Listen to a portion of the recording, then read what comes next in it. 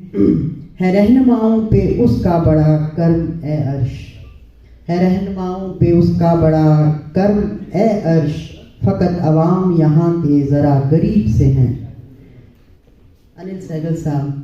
जिस हाल में हम सब मौजूद हैं, इसके पीछे एक कॉलेज है जिसमें मैं तालिबे इल्म रहा हूँ। हमारे दौर में अंग्रेज़ी का असर था, फिर हिंदी उसमें शामिल हुई। उर्दू नहीं पढ़ाई जाती थी स्कूलों में, ख़ास तौर से जहाँ मैं पढ़ा हूँ। लेकिन मेरी तरबियत जिस माहौल में हुई है उसमें उर्दू की शमूलियत हमेशा रही, क्योंकि मेरी दादी को सिर्फ उर्दू ज़बान ही आती थी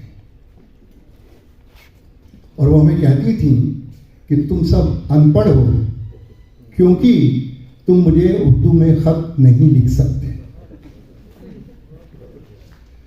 मेरे वालिद साइंस के स्टूडेंट रहे, एमएससी की, लेकिन उनको बेहद मोहब्बत थी इस ज़बान से। हम लोग बचपन से इकबाल, मीर, गालिब के शेर सुन सुनकर बड़े हुए। कॉलेज के दिनों में मैं डिबेट्स में हिस्सा लिया करता था और मानी बात है कि डिबेट्स को खूबसूरत बनाने के लिए उर्दू का सहारा लाजमी था।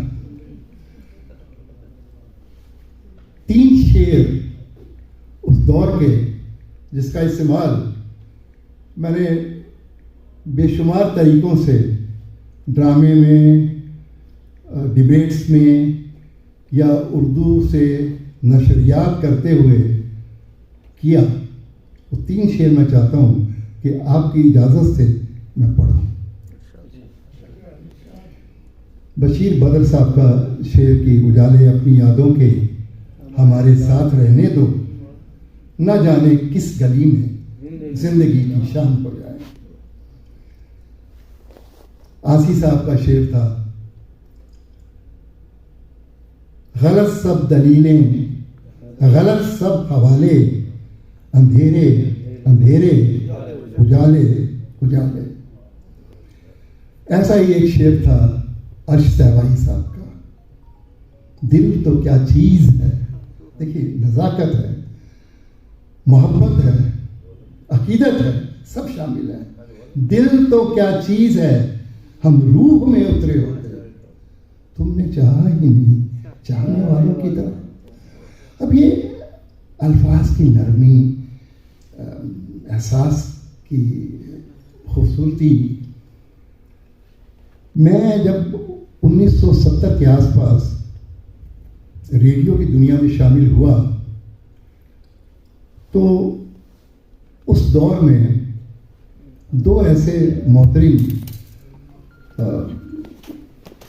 पोएट, शायर रेडियो में मौजूद थे जिनकी शफकत मुझे हासिल हुई।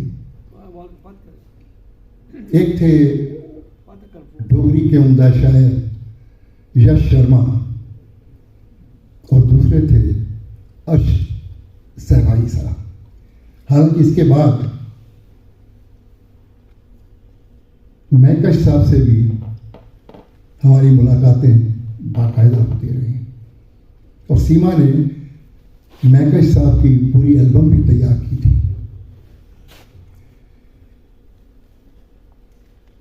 देखिए, मैंने कोई तैयार की हुई स्पीच में आपके सामने नहीं कर रहा हूँ। मुझे अभी ख्याल आया कि मुझे अच्छा लगेगा कि मैं अपने ख्यालात का इजहार आप सबके सामने करूँ। अर्श साहब का इंतकाल शायद 2020 में हुआ। जैसा कि मैंने अभी जाना कि पिछले साल भी इसी तरह से उनको याद किया गया और इस साल ये दूसरा मौका है जब अंजुमन फरोगे उर्दू इस तरह से अर्श साहब की याद को ताज़ा कर रही हैं। मैं एक स्टूडेंट हूँ, मैं एयरफोर्स ऑफिसर हूँ, लिखता भी हूँ, लिखने से ज़्यादा पढ़ता हूँ, सोचता भी हूँ। एक चीज़ की शिकायत मुझे अपने समाज से, और खुद मैं भी इसमें शामिल हूँ, वो हमेशा रही है कि हम लोग किसी भी शख्स की खूबियों को सेलिब्रेट करने के लिए उसकी मौत का इंतज़ार क्यों करते हैं। हम बड़े बेहिस इंसान हैं। मैं जानना चाहूँगा, क्या इस माशरे में अर्श साहब के जिंदा रहते हुए ऐसी किसी महफिल का एहतमाम किया गया? जी हाँ, चलिए, शुक्रिया आपका।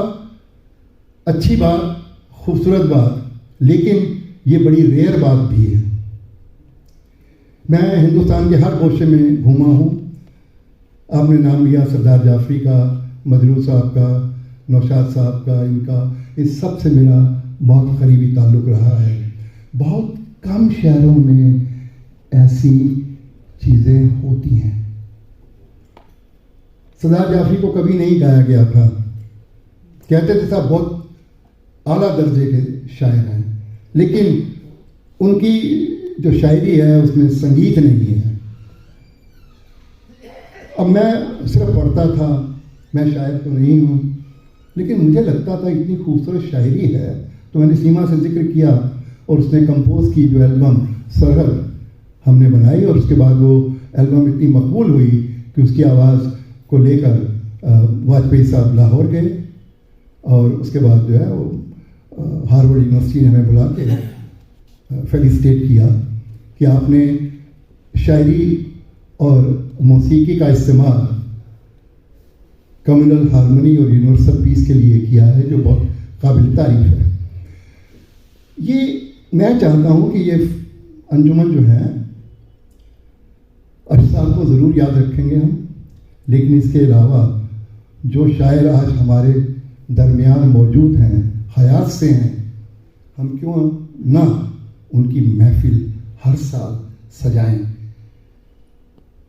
उन्हें इस बात का फख्र होना चाहिए कि हमारे दोस्त अहबाब हमारी शायरी से भी जुड़े हैं, हमारी शख्सियत से भी जुड़े हैं। बाद में अर्श साहब तो आज नहीं है, हम याद कर रहे हैं। मैं ये नहीं कहता हूँ कि इस चीज़ की नहीं करना चाहिए, लेकिन उनका भी एहतराम कीजिए जो हमारे दरमियान आज भी मौजूद हैं। अर्श साहब से रेडियो के ज़माने में अक्सर मुलाकात होती थी, क्योंकि मैं हफ्ते में कम से कम 5 दिन रेडियो में जाकर कुछ टॉक्स या ड्रामा या इसमें हिस्सा लिया करता था। 1984 में शादी के बाद मैं और सीमा बागडोगरा गए, जहाँ मेरी पोस्टिंग थी एयरफोर्स में, और सीमा उस दौर में आकाशवाणी की ए ग्रेड सिंगर थी। आज वो टॉप ग्रेडेड है। तो उनको रिकॉर्डिंग के लिए जो सबसे नज़दीक रेडियो स्टेशन था वो तकरीबन 25 किलोमीटर था हमारी बेस से। तो वहाँ जब हम गए रिकॉर्डिंग के लिए सीमा की, तो स्टेशन डायरेक्टर ने तमाम अफसरान से हमारा तारुफ करवाया, और उसके बाद उन्होंने कहा कि साहब एक शख्स जो आपके शहर से ताल्लुक़ रखता है वो भी हमारे पास है। अर्श साहब से वहाँ मुलाकात हुई और बड़ी खुशी हुई, पुरानी यादें ताज़ा हुई। मैंने कहा कि घर आइए, खाना खाएंगे, आपसे कलाम सुनेंगे, अच्छा होगा। बड़े शर्माने लगे वो, इधर उधर की बात करने लगे, नहीं ये नहीं वो नहीं। तो मैंने कहा मुश्किल हो तो बताइए। अरे यार सीमा हमारी बेटी है भाई, हम खाना खाने कैसे आएंगे? तो मैंने कहा मैं आपका बेटा नहीं हूँ, मैं आपसे छोटा हूँ। तो ये एक एहसास होते हैं ज़िंदगी के। वो आए बहुत अरसे तक उनका कलाम सुना। हमारे जो बाकी अफसरान थे उनसे भी उनका तारुफ करवाया, सबको बहुत अच्छा लगा। ये कुछ यादें हैं जो जहन में उभरती हैं। आज मुझे अच्छा लगा कि आज मैं जम्मू में मौजूद हूँ और काज़मी साहब की मेहरबानी से इस महफिल में शरीक हूँ कि हम आज खिराज अकीदत पेश कर रहे हैं एक आला दर्जे के शायर को। ये महफिलें सजती रहनी चाहिए हर शायर के लिए जो हमारे बीच में मौजूद है, और जो मौजूद नहीं है उनको भी हम याद करेंगे। बहुत बहुत शुक्रिया आपका सुनने के लिए। एक चीज़ जो मुझे याद आई है, मैं माजरत चाहता हूँ 30 सेकंड्स के लिए। बड़े उदास पाया मैंने उनको वहाँ बागडोगरा में, सिलीगुड़ी में। तो मैंने पूछा क्या वजह है यार? जम्मू की बड़ी याद आती है। मैं बड़ा हैरान हुआ। मैंने कहा आप तो मतलब सेंट्रल गवर्नमेंट के एम्प्लॉई हैं और तमाम जगह आप जाते रहे, पहले भी तो गए हैं। पहले की बात अलग थी, अब इस उम्र में दिल करता है अपने लोगों के बीच जाके रहूं। बहुत उदास पाया मैंने उनको। जितनी बार भी मुलाकात हुई उदास देखा, जम्मू आना चाहते थे बार बार। उसी दौरान मैंने एक बाद में मैंने अखबार में लिखा भी था उनके बारे में, उनकी शख्सियत के बारे में, और उनका एक शेर जो मैं चाहूँगा कि आज मैं आपसे साझा करूँ, तो आप सब लोगों ने पढ़ा ही होगा।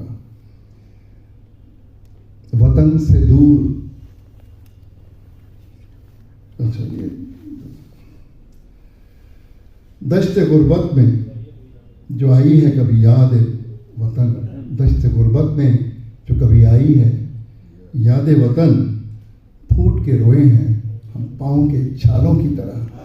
मैंने उनको, अब यकीन जानिए कि उनकी आंखें नम देखी जब भी उन्होंने जम्मू को याद किया बागडोगरा के इस माहौल में। शुक्रिया, आदाब। बहुत बहुत शुक्रिया सैयद साहब।